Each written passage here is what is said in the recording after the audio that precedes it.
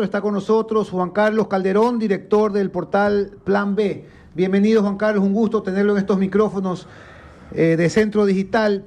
La semana pasada fue una de las peores semanas en cuanto a la violencia. Estuvo un desorden total en el país. ¿Qué está pasando? ¿Ese desorden es organizado? Muy buenos días, gracias. Un cordialísimo saludo a quienes todos nos escuchan y nos ven. Gracias por la invitación. Sí, eso es como ciclos, como espacios en los cuales se desata una suerte de ataque masivo, simultáneo, buscando algún término político incluso y algún beneficio, entre comillas, para sobre todo los grupos de delincuencia organizada. Aquí la semana arrancó, no olvidemos, con el asesinato del alcalde de Manta. Fue para mí un asesinato político. Tiene que ver básicamente con su actividad, por eso lo digo, política de recorrido, y porque era uno de los más connotados alcaldes del Ecuador, de las ciudades más pujantes del Ecuador, y eso hace que esto haya cambiado de alguna manera el perfil, a mi criterio, del tema de la violencia. O sea, subió de nivel en el sentido de atacar ya blancos políticos de mayor gravedad.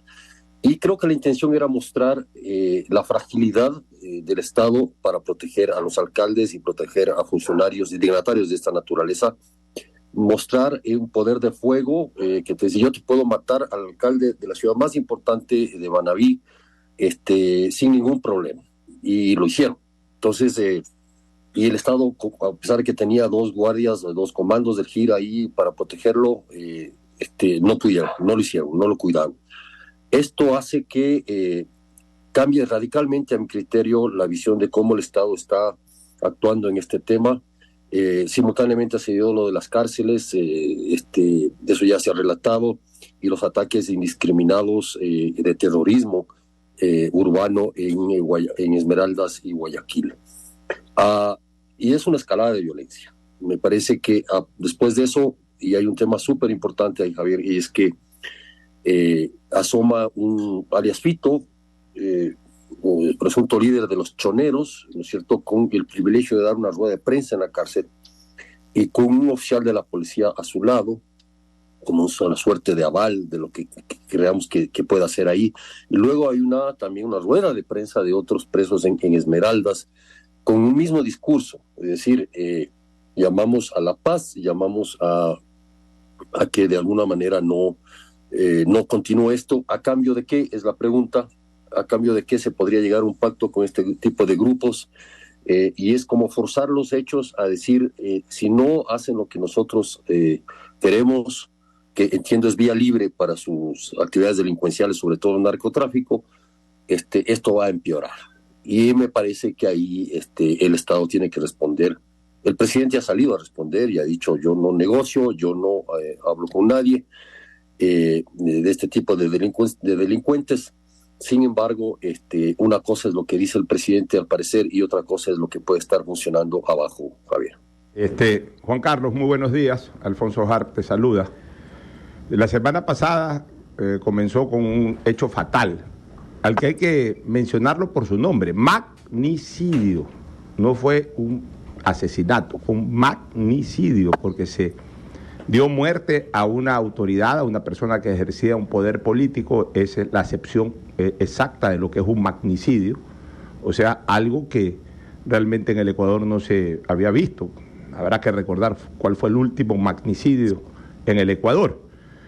Esta semana arranca también, Juan Carlos, hace pocas horas atrás, en la madrugada, con un atentado a la vivienda de la gobernadora de la provincia de Los Ríos, que la noche de ayer estuvo en un operativo. Pues bueno, después del operativo fueron delincuentes a balearle su casa, disparando a las habitaciones, de acuerdo a la información que ya incluso ha publicado el propio gobierno, exactamente lo que tú dices, es decir, son muestras de poder, de que están sobre el Estado. En ese sentido, Juan Carlos, yo me niego ya a usar la frase delincuencia organizada. Yo ya me niego a usar esa frase, delincuencia organizada. Porque mientras sigamos usando esa frase de delincuencia organizada, el Estado no va a terminar de reaccionar como debe de reaccionar. Y yo prefiero usar la frase de delincuencia paramilitar. Es decir, ya tenemos que reconocer que en este momento el Estado está siendo atacado por bandas paramilitares, que tienen el mismo armamento, tienen la misma preparación armamentística, física y de toda naturaleza a las propias Fuerzas Armadas. Son militares paralelos, pero para hacer el mal, es decir, son fuerzas paramilitares. Y la policía no puede enfrentar fuerzas paramilitares. Eso ya está también absolutamente claro y ya no es culpa de la policía. La policía está preparada y la estructura policial siempre se diseñó para la delincuencia común, no para la delincuencia paramilitar. Bajo ese sentido, el Ecuador está desprotegido mientras no reaccione como deba de hacerlo. Poníamos de ejemplo aquí, es como que nosotros sigamos jugando fútbol con botines o con pupos de clavo, como se jugaba en los años 60, o sigamos jugando fútbol con una pelota de cuero, esas de Blendy, que se jugaban también en los años 60 y los 70. O sea, no nos hemos modernizado en cuanto a nuestra estructura de respuesta a este tipo de delincuencia. ¿Cuál es tu criterio, Juan Carlos? Pocho, qué gusto saludarte a los tiempos. Primero quería destacar esa alegría de verte. Gracias, igualmente. Luego, efectivamente, es lo que yo decía, ya cuando con el asesinato de Agustín Untriago hay un mensaje muy claro sobre subir el nivel, y con el ataque que mencionas al domicilio de la gobernadora es eso, es decir, aquí son blancos políticos a los cuales empieza a atacar y estoy de acuerdo con tu definición, estas fuerzas paramilitares ya armadas, ¿no es cierto? Gente que tiene con hombres y mujeres armados, y no sabemos en realidad el número de cuántos puedan estar en estas circunstancias. Sabemos que se expresan, como ocurrió en Esmeraldas, por ejemplo, los tiroteos en las calles, la toma de las calles. Y es como una suerte de gobernanza criminal impuesta por la fuerza ante la perplejidad del Estado y de todos nosotros. Yo, lo que no entiendo, y que es una enorme paradoja para mí y para muchos, creo yo, es cómo el Estado ecuatoriano no puede controlar 1 kilómetro cuadrado, que es la penitenciaría del Litoral y la regional del Guayas, con gente que está encerrada. No puede controlarlo. Es 1 kilómetro cuadrado. ¿Cómo va a controlar el resto?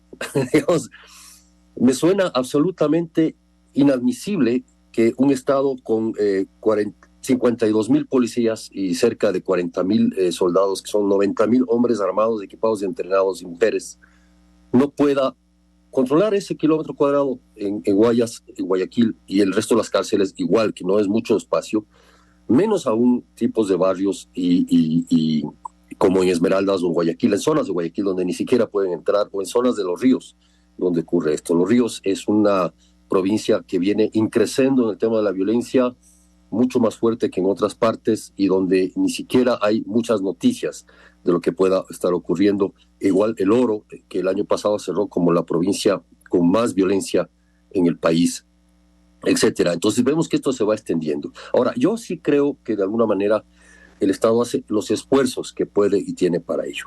Sin embargo, siento que hay un divorcio entre el soldado y el policía que está en la calle, armado, equipado, recibiendo órdenes de un oficial superior, versus las decisiones políticas que se están tomando en los comandos, en los consejos de seguridad o en otro tipo de áreas que tiene que ver con esto. ¿Cómo se está planificando estas acciones? Por ejemplo, tú bien dices, hay esta escalada ya paramilitar. ¿Cómo va a actuar el Estado y qué respuestas hay?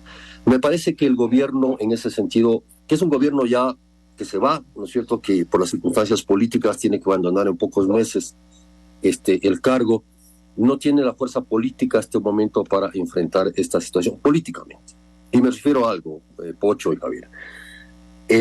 El país, y se ha clamado desde la policía hasta muchos otros sectores, de la imperiosa necesidad de unirse institucionalmente frente a esto. Los mensajes armados, violentos, criminales son clarísimos. Son clarísimos. Ahí estamos Agustín Untriago, tenemos a la gobernadora, y me temo, y ojalá me equivoque, que vendrá ¿no es cierto?, una escalada hacia blancos políticos para decirle al Estado, o te arrodillas finalmente o seguimos en estas, porque vos eres incapaz de controlar esto, vos eres incapaz de prever esto. Entonces, ¿qué vamos a necesitar? De alguna manera tener una inteligencia mucho más abierta, más eficaz, digamos, más rápida, para proteger, por ejemplo, qué tipos de blancos. Por ejemplo, los candidatos presidenciales. Es decir, es muy probable que a alguien de ellos se les ocurra, a uno de estos grupos, atentar contra un candidato presidencial. No descartemos, ya mataron al alcalde de Manta. Estaba protegido, estaba con guardias armados, con guardias de la policía. ¿Por qué? ¿Qué les puede impedir? ¿Qué les va a impedir que hagan cualquier cosa frente a cualquier tipo de autoridad, dignatario o candidato en este país? Ese es el punto, esa es la orfandad en la que estamos. Y sin embargo, yo creo que de alguna manera el gobierno y la policía y todos quienes están al frente deben hacer un esfuerzo enorme por seguir llamando a la unidad del país. No me parece correcto que las instituciones se den las espaldas unas a otras, se laven las manos, empiecen a acusarse y una suerte de lloriqueo general, ¿no es cierto?, no asuman el toro por los cuernos, que es su responsabilidad, es la responsabilidad del Estado. Lo mínimo que puede darle el Estado ecuatoriano, un Estado, el concepto mismo del Estado, Pocho, tú lo sabes mejor que yo, es precisamente el dar la seguridad a sus ciudadanos. Esa es la tarea fundamental. Si el Estado no lo puede hacer, en general o en ciertos territorios, el Estado deja de existir, deja de tener sentido, deja de tener relevancia. Entonces, a mi criterio, ese es un punto crítico, muy grave. Yo creo que tanto el presidente, que todavía está en funciones y tiene una responsabilidad, cuanto los principales ministros del Interior, de Defensa, etcétera, deben darle al Ecuador la certeza de que hay una luz al final del túnel. El punto es que no tenemos esa certeza, no sabemos, estamos en un túnel muy oscuro y no tenemos una certeza de una luz por dónde va a salir. Todas las cosas que se han planteado han fallado, no se han cumplido. Del 100% que ha anunciado el gobierno, se ha cumplido un 20%. No hay ni siquiera chalecos para los policías hasta hoy. Las municiones llegan a cuentagotas cuando llegan después de casi 2 años, después de cuántos policías muertos, y todavía faltan las fases de entrenamiento. Es decir, tendremos que hasta diciembre la cuestión va a empeorar. ¿Cuál es el camino a cortísimo plazo, a mediano y a largo plazo? Es lo que el Estado y el gobierno deben plantearle, y las autoridades correspondientes deben plantearle al Ecuador, al igual que los candidatos presidenciales. Juan Carlos. Me parece que quien gane las elecciones tiene una tarea fundamental, y esa tarea fundamental es unir al Ecuador, unir y llamar a que la Fiscalía se junte, a que la Judicatura se junte, a que las Fuerzas Armadas y la Policía dejen de estarse poniendo cascaritas, ¿no es cierto?, y traer una disputa, una confrontación histórica a esta realidad. Deben parar eso. Se lo digo porque conozco ya datos y casos concretos donde no hay una sinergia entre policías y militares en esta lucha contra el narcotráfico. Y eso debe terminar. Y es el mando político el que tiene que hacerlo, Javier. Juan Carlos, buenos días. Te saluda Carlos de Tomaso. Estamos conversando con Juan Carlos Calderón, director del portal Plan B. Juan Carlos, en este contexto en el que estoy totalmente de acuerdo contigo, que ya se subió a una escala, a un escalón superior al haber asesinado a una autoridad pública relevante, como todas son, y con estos pasos que vienen dando de que están dispuestos a seguir dando estos golpes ya a nivel de autoridades, creando este caos. ¿Cuál es tu evaluación, Juan Carlos, de lo que nos viene? Porque estamos a 20 días de la primera vuelta, con una dispersión fuerte de la votación, donde aparentemente se está asegurando que va a haber una segunda vuelta, pero que sin claridad de quiénes van a estar en esa segunda vuelta. Y en este contexto, Juan Carlos, donde nuestros oyentes tienen que terminar de decidir pues por quién votar, ¿cuál es el contexto que ves tú en torno a quién puede liderar este Ecuador de hoy, que es gravísimo, que es además un Ecuador por 1 año y medio, en este contexto en el que necesita ser líder de la fuerza pública, de las Fuerzas Armadas, de la policía, líder en coordinar con Fiscalía, Corte Nacional, que está haciendo a propósito un concurso ahí maltrecho, que yo ya lo dije hace un rato, con unas calificaciones ahí subjetivas, todo este proceso para tratar de poner en algo en orden? ¿Cuál es el contexto, campaña y el momento que vive el Ecuador? Buenos días, Juan Carlos. Carlos, buenos días. Gracias la pregunta. Claro, cuando te refieres al caos, entiendo algo así. Mientras esto sucede, el Consejo de la Judicatura está queriendo tumbarse a la fiscal general, por ejemplo. No. Asamblea no existe, pero tampoco si existiera serviría para mucho, porque estarían intentando tumbarse de nuevo al presidente, etcétera, etcétera. Entonces, sí hay... ¿Y quién creo yo que podría lograr de alguna manera cierto ejercicio de poner orden en el caos en que vivimos? Es alguien que sepa unir a los ecuatorianos. Insisto mucho en esta palabra, en unificar a los ecuatorianos. Un liderazgo cohesionador, no excluyente, no que divida. Yo creo que las propuestas que dividen a los ecuatorianos, que te están planteando venganzas de que ya vamos a llegar y que les vamos a sacar la perimbucha, perdón la expresión, creo que le hacen un daño enorme al Ecuador. Yo creo que siento que los candidatos que puedan unir, que tengan la capacidad de lograr consensos a través del diálogo democrático, deben ser los que los ecuatorianos pensemos en este momento como apropiados. No quien nos divida, no quien prometa castigo a todo el mundo, no quien de alguna manera prometa más guerra.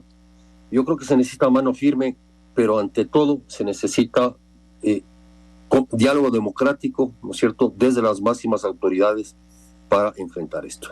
Hay una mesa en este momento funcionando de seguridad, no sé si está funcionando todavía, tuvo 2 reuniones. Esta mesa estaba por iniciativa del presidente de la Corte Nacional de Justicia, estuvo definiendo algunas cosas al respecto. Pero yo siento que las principales cabezas de las instituciones no están comprometidas con esto. Es como que este no es mi problema, es un problema de los policías y de los militares, y yo no me hago cargo por evadir la responsabilidad política. Necesitamos líderes de las instituciones que se jueguen por el país, que se jueguen por la paz de los ciudadanos, que dejen de pensar en sus conveniencias y en sus cálculos políticos para pensar en que este país puede desaparecer en algún momento y convertirnos en una sociedad inviable en poco tiempo, en muy poco tiempo. Si dejamos solo en manos de la policía y del ejército, esto va a fracasar. Podemos tener el ejército más grande del mundo. Estados Unidos, como el ejército más grande del mundo, no puede detener los problemas de la migración y los problemas del narcotráfico en su propio territorio y de la gravísima epidemia de opioides, de fentanilo y de cocaína que ataca y mata a cientos de miles de personas por año en los Estados Unidos. Es el ejército más grande del mundo. No es por ahí. Es por una visión integral del problema que nos tomará mucho tiempo, pero sobre todo tener acciones que permitan unificar con liderazgo cohesionador a la sociedad. Yo creo que por ahí debe ser, y sobre todo depende mucho también de las cabezas de las listas a la Asamblea Nacional. No se les ha podido entrevistar a todos, por lo menos en nuestro caso ha sido casi imposible. No se sabe cómo piensan, porque si los primeros de las listas tienen una idea de cuando lleguen a la Asamblea Nacional de qué van a hacer frente a esto. Y creo que nadie les ha preguntado, o muy pocas veces. Entonces, este es el problema inmediato. Tenemos que ver, por ejemplo, qué va a pasar con la justicia. Usted ha mencionado, Carlos, el tema de estas elecciones maltrechas que está haciendo el Consejo de la Judicatura. ¿A qué está jugando el Consejo de la Judicatura? No sabemos. Está jugando a sus propios intereses, a la propia protección, a su propia impunidad, a la impunidad de sus miembros. A eso está jugando. No le importa el país. Y yo siento que esencialmente, y me duele decirlo, y siempre que puedo lo digo, yo creo que estas personas que llegan a estos cargos no aman al Ecuador, no les interesa el Ecuador como tal, les interesa sus propios beneficios en un territorio que se llama Ecuador. Y eso nos afecta a todos, porque habemos personas como ustedes, como yo, que sí queremos este país, que sí queremos dejarnos a nuestros hijos y nietos una heredad basada en la dignidad y basada en una sociedad viable, y que su destino no sea la emigración, que su destino no sea salir del Ecuador, que su destino sea vivir en su país y hacer de este país un país digno. Entonces, sí me parece que este liderazgo tiene que ser construido desde el consenso democrático, desde la firmeza de los principios y desde tratar de cohesionar a toda la sociedad en este camino. Quienes plantean voy a llegar a las elecciones para vengarme y para darles unos contra otros, creo que va a fracasar en ese sentido, porque las circunstancias son distintas, han cambiado, no es lo mismo. Con el discurso de nosotros pudimos hacerlo cuando es un discurso falso, pero de alguna manera este es otro país el que vivimos hoy, y el que va a recibir incluso el próximo presidente o presidenta es otro país del que vivimos hoy. Las cosas son muy rápidas, Carlos, se aceleran demasiado. Si dejamos hacer y dejamos pasar todo esto, es muy probable que lleguemos a un punto irreversible. Juan Carlos, una última pregunta de mi parte. Realmente un extraordinario, un excelente diálogo contigo, una persona que conoce mucho la problemática del país. Mira, ayer en Guayaquil, en la noche, hubo una balacera, un acto de sicariato, una balacera brutal en todo Malecón y Junín, corazón del casco comercial y turístico de la ciudad de Guayaquil. Es como tú que vives en Quito, en la calle Eloy Alfaro y Avenida Los Chiris. Imagínate tú. Bueno, se ha pasado, ¿no? Bueno, pero ayer fue una cosa brutal, incluso redes sociales de gente que estuvo en el Malecón y grabó, los sonidos eran impresionantes. Por lo menos hubo 10 o 12 detonaciones, pero de bala fuerte, fusil o alguna cosa de esa. O sea, a ese nivel, y ya casi que Guayaquil no se alarma, sino solamente la gente que está en el sitio. El resto ya como que estamos acostumbrados, como que estamos anestesiados para este tipo de cosas. Yo quisiera que tú hagas un desglose de responsabilidades, en un enfoque más que político, real, periodístico, del crecimiento, del origen y crecimiento de este mal que hoy azota al Ecuador. Un desglose de responsabilidades en donde quiero que obviamente analices la década del presidente Correa, el cuatrienio del presidente Moreno y este medio cuatrienio del presidente Lasso. O sea, ¿cuáles son los grados de responsabilidad que han tenido estos tres últimos mandatarios? Claro que antes también hubo delincuencia en los gobiernos de Lucio y de Palacio, en los gobiernos de más atrás de Maguá, de Abdalá, de Gustavo Noboa. O sea, delincuencia ha habido siempre, pero evidentemente esto de aquí ni es de un día, ni creo que solamente existe responsabilidad de un solo gobierno, sino que debería hacerse un desglose en ese sentido, y me gustaría que tú lo enfoques de esa manera, Juan Carlos. Gracias, Pocho. Evidentemente la principal responsabilidad del Estado es la defensa de los ciudadanos y de su territorio. Y en un momento dado, recordarás, el entonces ministro Jarrín se organizan y publican lo que se llamó el Libro Blanco de las Fuerzas Armadas. En este libro blanco ya se planteaba el tema de las amenazas. Es más, la base de Manta se instala ya en la época de Maguad, precisamente porque hay claridad enorme sobre cómo se venía el tema del narcotráfico para América Latina. Y claro, se instaló la base de Manta y luego precisamente empiezan las interdicciones, sobre todo marítimas, ¿no es cierto?, que desafortunadamente coincide con la crisis bancaria en el Ecuador, con la quiebra y la enorme diáspora de los ecuatorianos, sobre todo por barco, hacia los Estados Unidos. Y esto digo lamentable porque de alguna manera se empieza a confundir el tema del narcotráfico con la migración ilegal, se le da casi la misma categoría, y el tema del narcotráfico queda casi relegado bajo la prioridad de detener la migración. Y ahí se vuelve a perfilar ya para la década del 2000 como el narcotráfico, sobre todo los carteles mexicanos, cuyo gran negocio era la distribución de cocaína, el traslado, ¿no es cierto?, de la producción que era Colombia, Perú, básicamente, de coca hacia México y de México a Estados Unidos. Entonces, los grandes carteles de México, sobre todo el de Sinaloa, son los que acaparan ese mercado. No olvidemos que el Sinaloa es una transnacional del crimen muy grande. Tiene intereses, Pocho, en 51 países, ¿sí? Y negocios legales, entre comillas, en una veintena de países, incluido el nuestro, que se llama lavado de dinero. Es un enorme holding del crimen del narcotráfico. A ellos súmale otros cárteles, ¿no? Tales con Nueva Generación, todos estos que marcan para, ¿no es cierto?, con la relación Colombia, sobre todo, esta compra de la mercadería. No olvidemos que todo esto gira en torno al gran negocio que es el narcotráfico, que es un negocio legal, pero es un negocio, y hay que verlo como un negocio en ese sentido, ¿no? Saliendo de toda especulación moral. Y luego de eso empiezan a moverse los embrios de sucumbidos ya con el Plan Colombia hacia Nariño. En Nariño se instauran laboratorios, ¿cierto? Estoy hablando de mediados de la década del 2000, ya inicia el gobierno de Rafael Correa, se instalan laboratorios y luego se hacen los contactos, llegan colombianos y mexicanos al Ecuador y se hacen las rutas para sacar la droga, desde primero Esmeraldas, después Manabí y después y acá todo el litoral ecuatoriano. Después se empieza el tema de los puertos.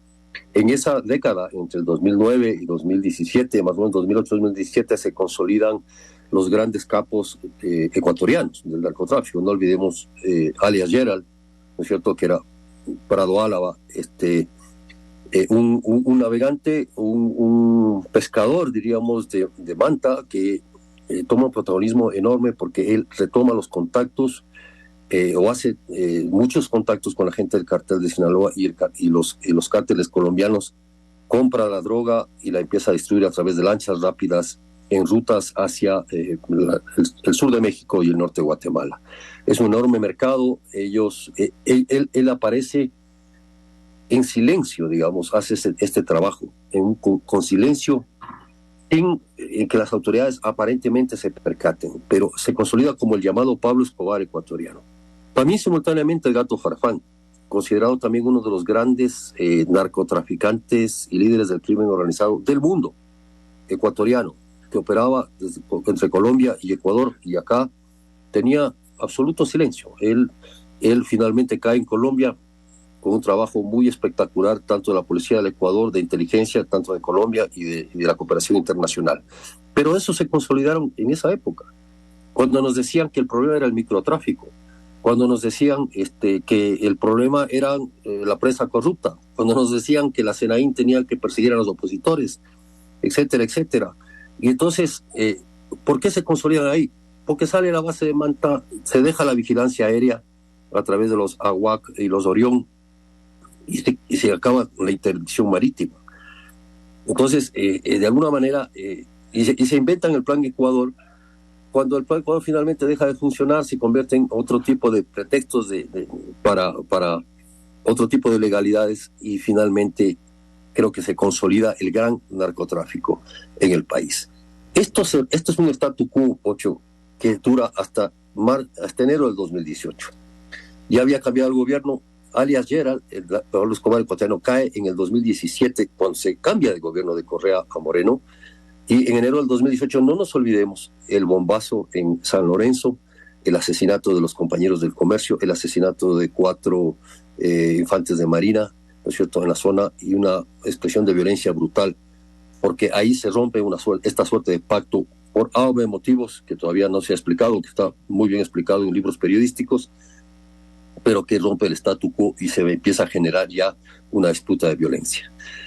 No olvidemos a Rasquiña, al JL, de cómo se consolida en esa época, aún desde la cárcel, en esa década, como líder de los choneros y el control de las cárceles. En ese tiempo había paz en las cárceles, evidentemente, tenían un mando, y ese mando no era el Estado, era Rasquiña o eran los choneros, y se empiezan a fortalecer en esos grupos. Cuando él es asesinado, se rompe también ese statu quo de poder en los grupos de delincuencia organizada, y aparecen otros grupos, Chone Killers, digamos, los enanos se le crecen y se empiezan a armar otros grupos con sus propias ambiciones y toman otros contactos como Jalisco Nueva Generación, etcétera, etcétera.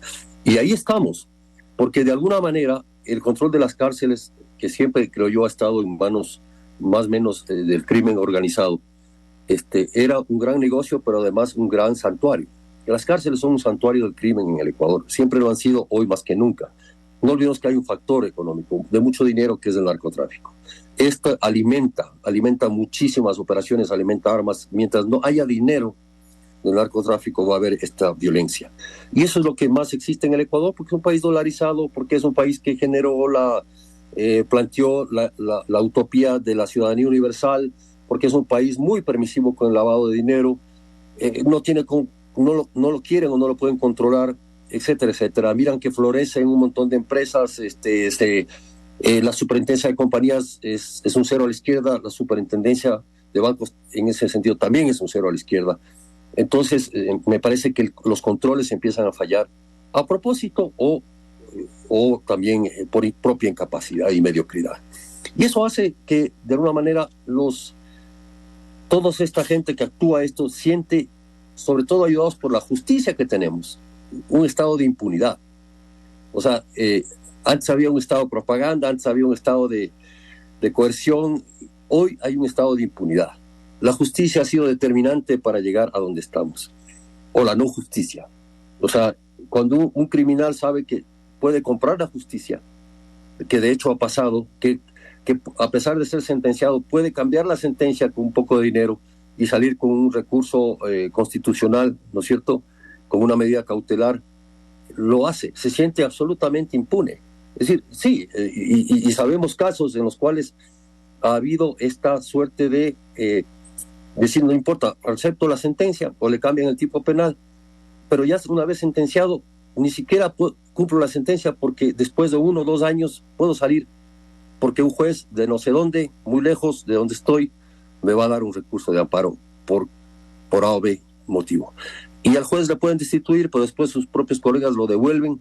Es decir, este es un estado de impunidad enorme que es el Ecuador, que es una fábrica de impunidades y que de alguna manera hace lo que... Los que atacan hoy, los que ponen bombas, los que han asesinado a 500 personas en las penitenciarías, en las cárceles, saben que no les va a pasar nada.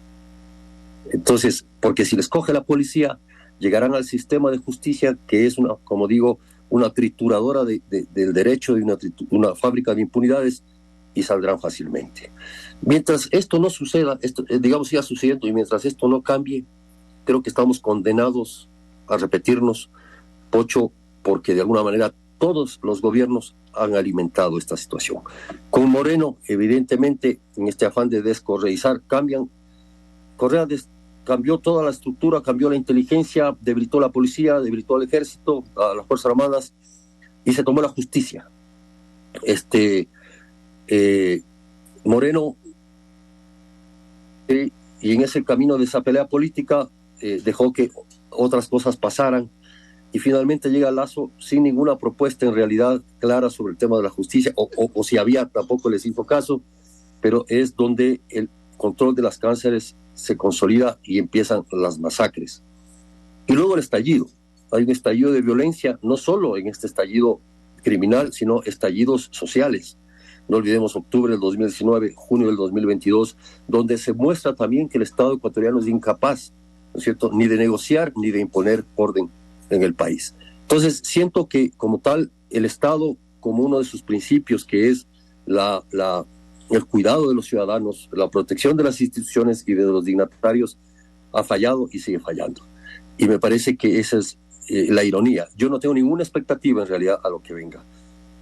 Ni para el 2020, ni para este momento de año y medio de gobierno, ni para el próximo del 2025. Siento que el Estado ecuatoriano ha perdido relevancia en el cuidado de lo social, a propósito o por negligencia, y no hablo que necesitaremos un Estado autoritario para lograrlo, pero me parece que en el Ecuador hace falta un enorme diálogo político, pero en serio. O sea, yo siento que soy utópico en este llamado, siento que puedo estar perdiendo el tiempo y que es retórico, pero los líderes políticos han fracasado.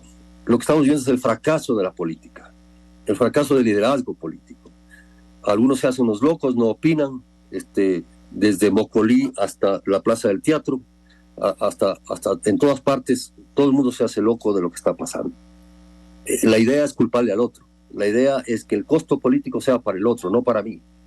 O sea, si hay un líder político, una lideresa política que reconozca eso y que de alguna manera ofrezca, no más armas, no, ofrezca unificar al Ecuador, me parece que es la tarea fundamental de un líder político en este momento, no otra.